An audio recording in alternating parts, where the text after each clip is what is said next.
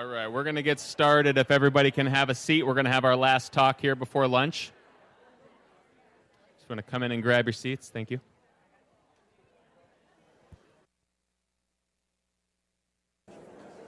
Okay, welcome back. I think we're going to get going here. The next talk is going to be what these changes that we make in the foods we eat can have on our organs and what those look like. And it's empowering because we have the ability to change what our organs look like and their function based on what we eat. So just for fun, I was wondering if X-rays could tell us anything about what a healthy breakfast looks like. So this is toast and juice and cornflakes, high carb. Okay, this is what it looks like on X-ray. It's kind of interesting. The orange juice is pretty white, so I'm wondering if they probably supplement it with a lot of calcium in there. Okay, so here's our low-carb breakfast. We got eggs and avocado and bacon and some high-fat milk. Okay, here they are, side by side. Well, what can we learn from this? Actually, we can't learn anything from this. But we can learn that X-ray is not a very good way to diagnose a healthy breakfast. But what we can look at, though, is cross-sectional imaging can tell us a lot more about those organs, and we're going to be looking at that, CT and MR and ultrasound. Okay, well, what did God say about eating a low-carb versus a high-carb diet? Well, Abel kept flocks, and Cain worked the soil. In the course of time, Cain brought some of the fruits of soil as an offering to the Lord. But Abel brought fat portions from some of the firstborn of his flock. The Lord looked with favor on Abel and his offering. But on Cain and his offering, he did not look with favor. Poor Cain. So if God is a high-fat God, who are we mere mortals to question that?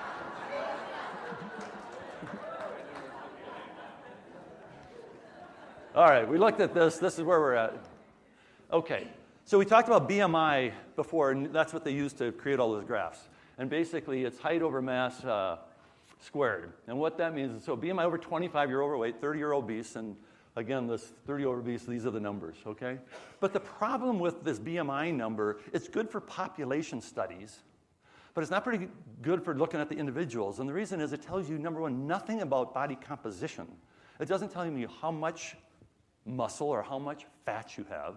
And equally as important, it doesn't tell you where that fat is. And that has become a critical thing that imaging can tell us, because where the fat is a huge indicator of your cardiovascular and metabolic risk. So maybe the problem is this.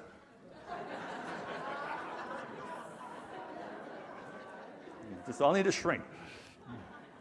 Okay, so fat is basically deposited in two major areas. One is the subcutaneous compartment, fat beneath the skin. And that perhaps is not so aesthetic, but it isn't all that metabolically toxic either. It has stress on our joints and our back and so forth, so it has an impact in that regard. But from a hormonal and metabolic standpoint, not so bad. Visceral fat, however, is that fat deep within our belly that surrounds our organs. And that is the problem. And fat is kind of always thought about as being this inert blob that we just walk around with. But that is not the case. This visceral fat is a metabolic machine. It is an organ. And it is creating a lot of bad chemicals, what are called inflammatory cytokines. And that is what's having a big impact on our ability to process our macronutrients and on our insulin sensitivity. So, again, visceral fat, constant state of turnover. We talked about this earlier. It creates all sorts of inflammatory cytokines. Again, it converts cortisone to active cortisol, and that results in sugar being deposited in the bloodstream and higher insulin and ultimately insulin resistance. We can't burn fat. So, looking at waist circumference then may be a little more accurate assessment. Because, again, if we're carrying that fat up here by our belly button, it would indicate a higher risk than if we're carrying it down low by our hips. And so in men, 40 inches or greater is considered obese. In women, it's 35. Okay. And again, that is one of the elements used to assess for this metabolic syndrome that Dr. Parks talked about earlier today. And there's various components, hypertension, what your triglycerides are, your HDL, fasting blood glucose. You only need 3 of 5 that qualify for metabolic syndrome. This, along with obesity and diabetes, is just trending up and up and up. Okay, so now here's our first picture we're going to look at. This is a cross-sectional picture of a CT scan. So if you pretend like you're standing at the patient's foot and you're looking towards their head, this is the spine, this is kind of the belly button up here, patient's right, patient's left. So you're standing at the feet, looking up towards the head. And this is slicing a loaf of bread. Okay, so we went right down, this is kind of in the upper pelvis area. Okay, all the black here is fat. Okay, that is black. The gray is muscle. This guy's really muscular. This guy's probably a football player. He's got huge psoas muscles. He's got very little subcutaneous fat and very little visceral fat. And the visceral fat are these tiny little triangles you're seeing right here, and right over here. Okay, there we go. So this is what normal looks like. This is what it looked like if I could go back to the caveman and get a CT scan on him 2.5 million years ago. He probably looks something like this. He might not have as much muscle. They're probably a little leaner back there. But you get the drift. I mean, that's about what we'd look like. Okay. Now, the problem with that waist circumference is you can have a bunch of fat and have the same waist circumference. This is an MR now. And instead of the fat being dark, the fat is white. And they all have the same waist circumference. And yet, here, this person had very little fat, and this person has a ton of fat, both visceral and subcutaneous. So this waist circumference thing is helpful, but not particularly accurate either. Okay, so normal fat distribution, another MR.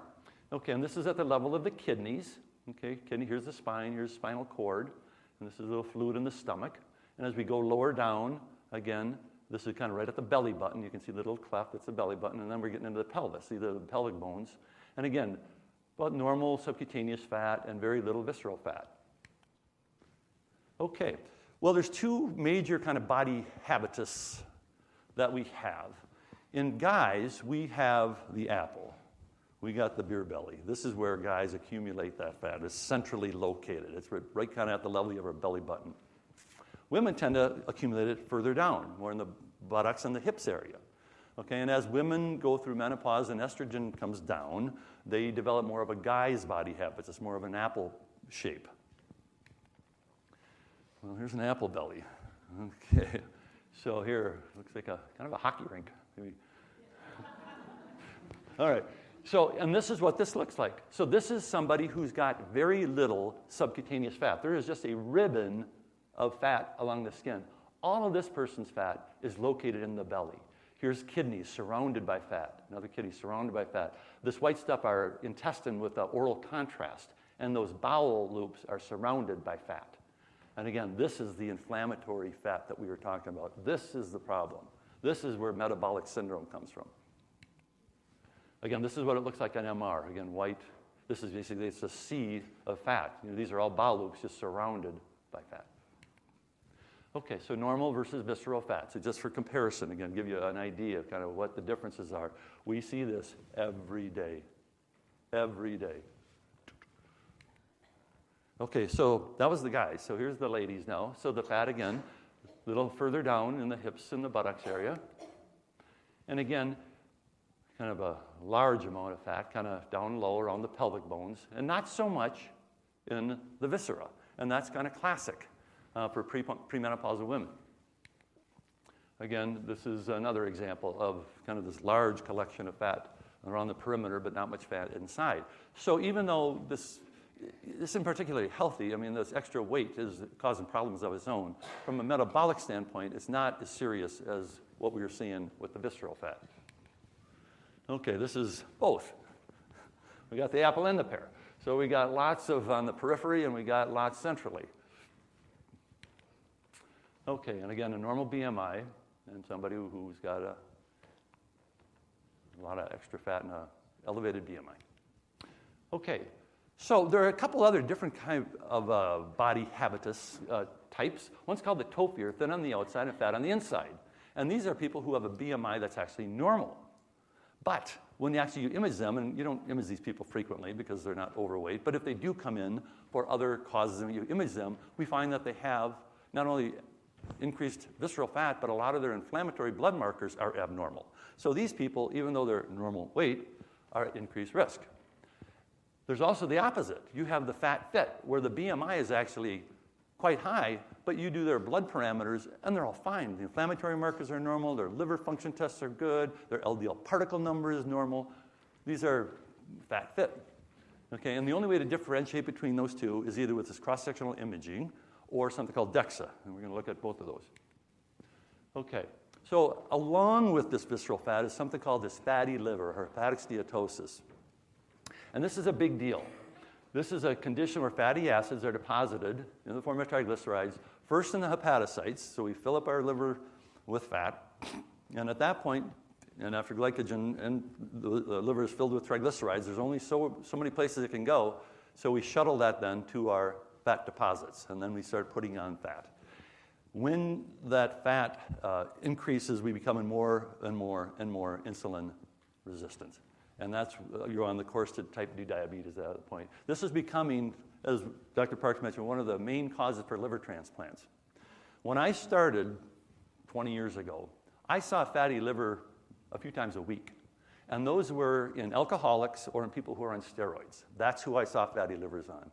I see fatty livers 50% of all CT scans I look at now. Half. I mean, and again, these people, not all of them are going to progress to cirrhosis, but a good chunk are.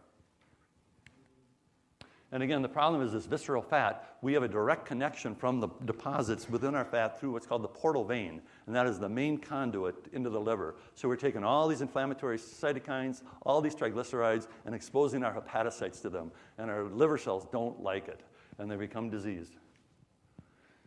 Fatty liver. So this is a CT scan now of the liver, which is this organ here. Here's the spleen. Again, this is the spine. This circle here is the aorta, and this is part of the stomach. And we use the spleen as kind of a benchmark to compare to. The liver and spleen should be about the same density. This liver is packed full of triglycerides, a fatty liver. This person is not an alcoholic. This person is just eating too many processed carbohydrates and drinking too much high fructose corn syrup, soda pop, likely. Okay, there's other causes for this, gut dysbiosis and a few others, but primarily that is the problem. Okay, so this is normal, that's abnormal. Half of the studies every day. Okay, so ultrasound is another way that we look at this. And this is the liver, and these dark areas are just vessels within the liver. This is the kidney, and we use the kidney as a reference for what we call the echogenicity, what it looks like on ultrasound. And normally they're supposed to be about the same. This is what we see with the fatty liver. It's what we call echogenic. It's very bright when you compare it to the kidney. I want you to absorb this one. This is, maybe I just showed this slide, and that would have been it for the whole conference. This is what a normal liver looks like. All the white circles on this fatty liver that's fat. The circles are fat. If you give somebody a bunch of alcohol over many, many years, that is what it looks like. If you give somebody high fructose corn syrup, soda pop in high amounts, that is what it looks like. Would you ever give your 6-year-old a couple beers? But we think nothing of giving them 2 or 3 or 4 soda pops every day for years. And that's what happens. Think about this. Okay, this is what we need. It's not just us, but we need to protect our kids, and it's not so easy to do. Every birthday party are landmines everywhere and coke mines. So just think about this slide. The pathology is the same. Remarkable.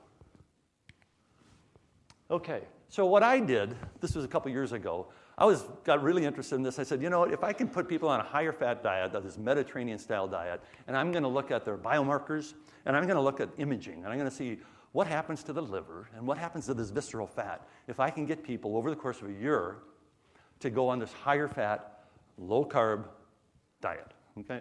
So I enlisted 30 people, and 17 male, 13 female. We looked at baseline 3, 6, and 12 months. They had a nutritional consult with a dietitian, and we did blood tests at these intervals as well. We looked at their food journals, and then we did a rough estimate of their activity level. Okay, Mediterranean-style diet, emphasis on fruits and vegetables. Because we did allow whole grains, much to my dismay, but it was a Mediterranean-style program, so we stuck with that. And we dropped carbohydrates to 30%, which is what I'm advocating today, 30% protein and 40% fat. Well, unfortunately, over half of the people had to drop out. As a matter of fact, 9 people completed the 12-month program, which goes to show how difficult changing your diet can be. And these people were really committed at the beginning of this study. I mean, they wanted to do it, and they wanted to change their lives, and God bless them, and they helped. And, life throws curveballs at us, and some people couldn't continue for various reasons. But 9 finished, and out of the 9, 5 experienced some significant visceral fat reduction. 4 out of the 5 improved their liver fat. 3, nothing happened, and 1 increased their visceral fat, but looking at their food journal, they didn't follow the program particularly well. Okay, well, Sam was my poster child, and this was amazing. So this is what Sam looked like at the beginning of this trial. Okay, 8:20, 14. Sam had a lot of visceral fat. This was 2 months later, just over 2 months. He dropped his visceral fat by 30%, and he followed the Mediterranean diet for the most part pretty well even before he started, but the big change he made, he got rid of 30 ounces of Mountain Dew a day. And this is what he did by getting rid of the Mountain Dew. This is what he did to his liver. This is before and after. This is normal. This is not normal. He completely changed the triglyceride component of his liver, and his liver function tests all normalized. 2 months. It's empowering. We have control over this. So, what would you expect on a higher fat diet? We talked about a little bit in the earlier trial. Your HDL goes up. Your LDL is a little variable. It might bump up, but it's usually the type A non-atherogenic particles, and generally the particle number will come down because the triglycerides are coming down. Fasting blood sugar improves, your hemoglobin A1C improves, and your inflammatory markers improve. And this is what happened with Sam. So this was the first column is at that kind of just over 2 month mark, and the last one was a year later. And some of this was a little variable. First he dropped his cholesterol, I always found interesting. So this is one of these few hyper-responders that actually can change their cholesterol level with a change in fat. Most of us can't do that, but by the end he was back up to normal, or his baseline, I should say. LDL came down, and then he bumped back up. His particle number, though, was really good, so he was protected. HDL bumped up at the end. Triglycerides came down a little. His inflammatory markers came down. Look what he did with his liver function tests. Between the images I showed, he went from 33 to 17 and 65 to 23. So he normalized his liver function tests. And this is what we see on people with high-fat diets. So this is not unique to Sam. This is what can happen with most of us who elect to try to follow this program. So what have we learned? Maybe stated categorically that the storage of fat, and therefore the production and maintenance of obesity, cannot take place unless glucose is being metabolized. Since glucose cannot be used by most tissues without the presence of insulin, it may also be stated categorically that obesity is impossible in the absence of adequate concentrations of insulin. 1963, we haven't learned anything, right? I mean, this is nothing new. I mean, we've known what the effects of insulin have for a long, long time, and yet we still are following kind of outdated recommendations that simply aren't getting us any healthier. Okay, so again, it comes back to this insulin, and we keep pounding this in, but that's really where the rubber hits the pavement, if you will, and that if we can get that insulin low, we unlock the fat deposits and start burning that for calories. Now our metabolic parameters can start really improving. Michelangelo turned in his grave when they manufactured this one.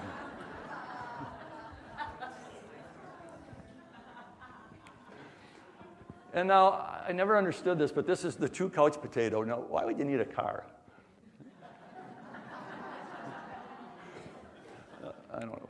All right. So anyhow, we looked at CT and MR ultrasound. There are other ways to measure body fat. The skin caliper is pretty good. Again, that's measuring subcutaneous fat only, though. And if you have somebody who's very adept at it, you can have reproducible results. I think it is helpful.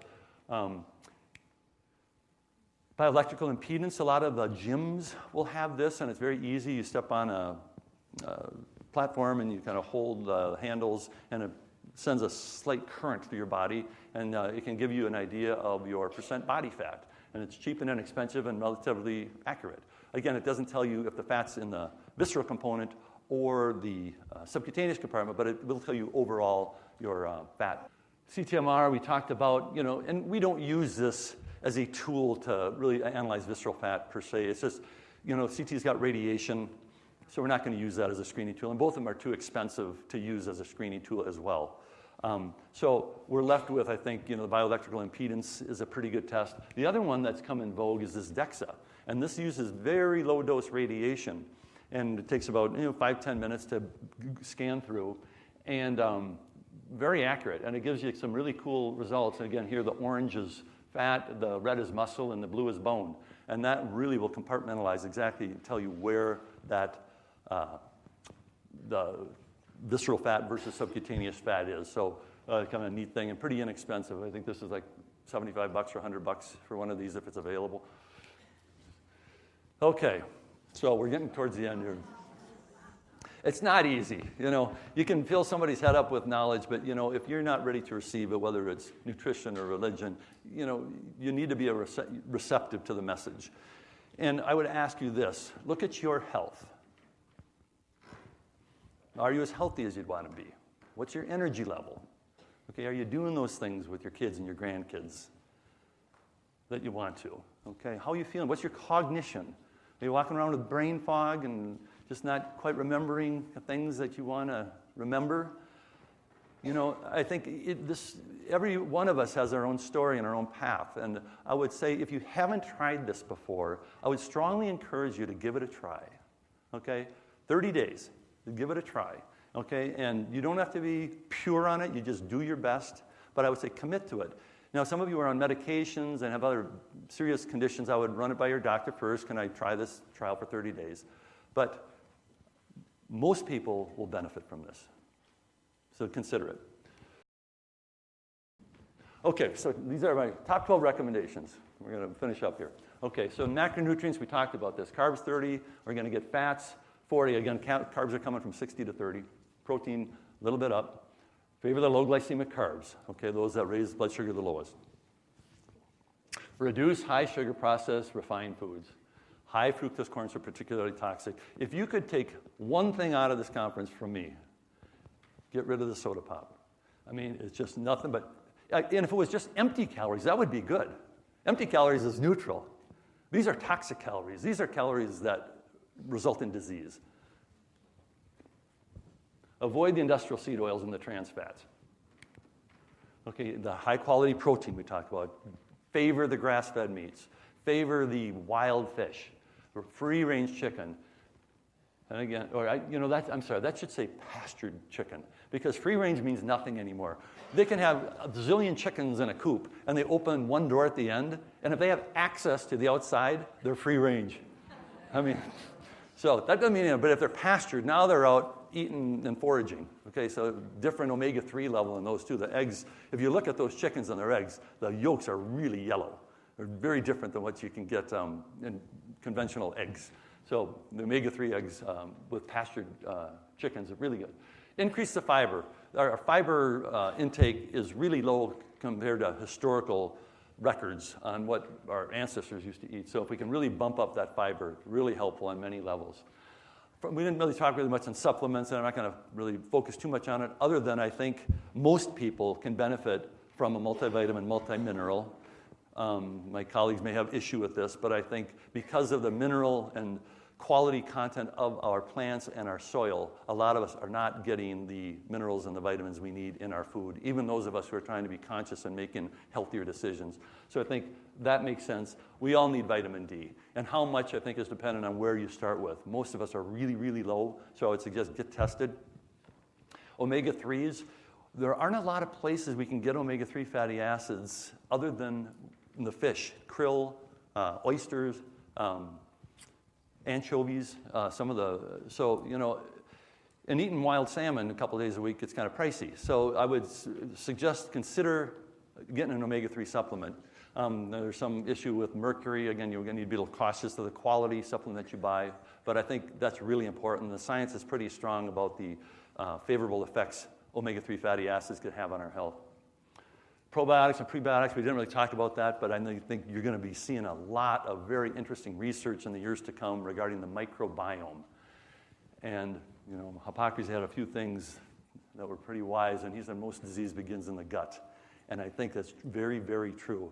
If we can get that microbiome and the healthy bacteria to outnumber the unhealthy bacteria and start creating these positive molecules and enzymes and hormones, it can have a huge impact. And I do some testing, and one of the first things I test is I get a stool analysis because I want to know, what does their microbiome look like? Are they producing inflammatory markers or not? What do the bacteria look like?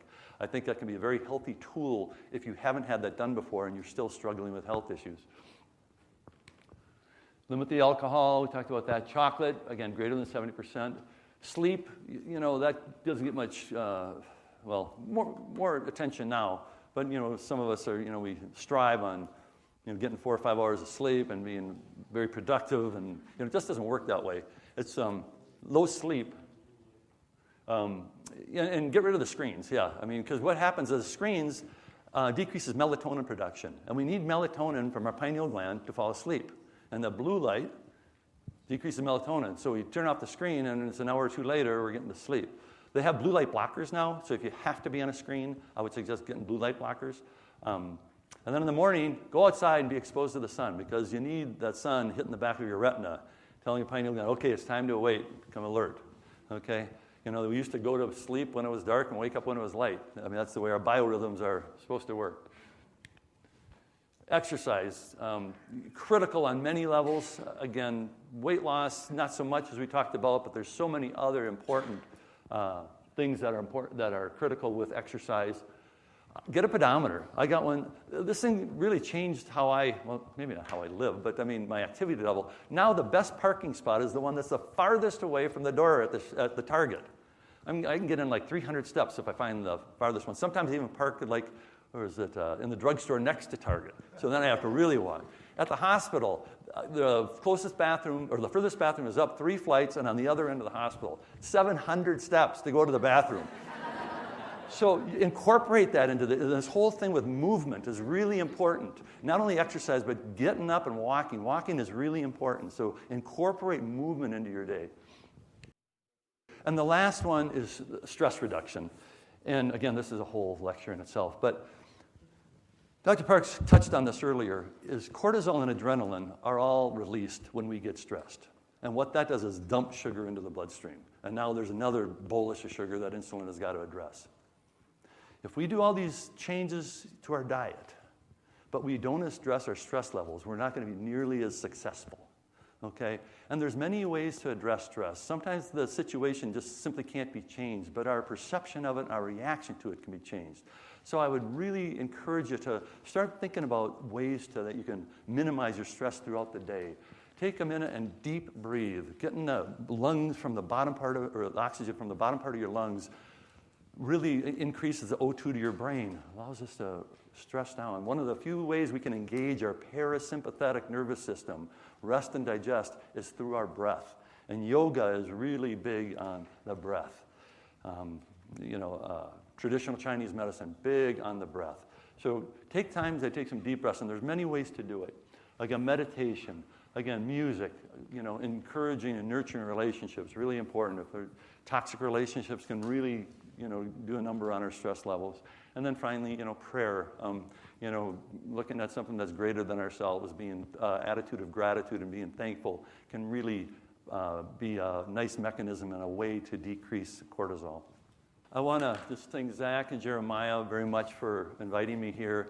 I would encourage you guys to give this a go. I have a 30-day paleo for free if you're interested. You got my email there. I'll send it to you, something you can try.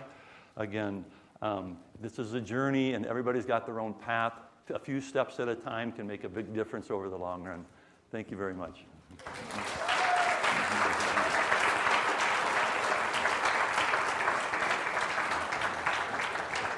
Thank you. All right, I hope you enjoyed our conference so far today. We're going to have lunch here in a moment. I saw it's all set up, so we're going to head right down there. But before we do, let's just give all the doctors here one more round of applause.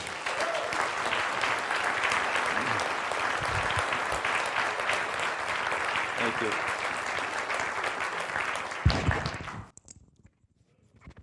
Would you guys agree, doctors, that we're really just kind of scratching the surface with some of this stuff today? Yeah, we are. It's a fascinating, just a fascinating topic. So I hope this has been a good head start for you guys to kind of jump into this, maybe if you're new to it, and it's very helpful. So take some of the stuff you heard today and apply it. Now, go ahead and throw that up there for me, Amy. This is our first year doing this. We want to do it again next year, but we want to do it better than this year. So there's one thing you can do for us, and there's 2 ways to do that. Leave us feedback. So on your Q&A sheets you have there, on the back you can write. If you're like, man, that first speaker, I don't know who that pastor was, that was horrible. Don't let him talk again. Throw it on there. We want to know, okay? The other thing is you can email us, and there it is, yeah, cool. Low-Carb@plbconline.com. The downside of that is I'll see your name unless you use a fake email. So you can write it on the back of the sheet, and if it's just going to be something positive, go ahead and email. Whatever is convenient for you. So, and your questions as well, if you see at the very start of the food line, there's 2 baskets. That's not for an offering. That's for you to put those papers in there, okay? No offerings today. So, I think that's about it. Oh, one more thing. Quickly, the importance of community. It was kind of touched on there at the very end. It's absolutely important. The couple books I've been reading have been talking just about how important community is in living inside of community with people and not just being a hermit off by yourself. It affects our stress levels.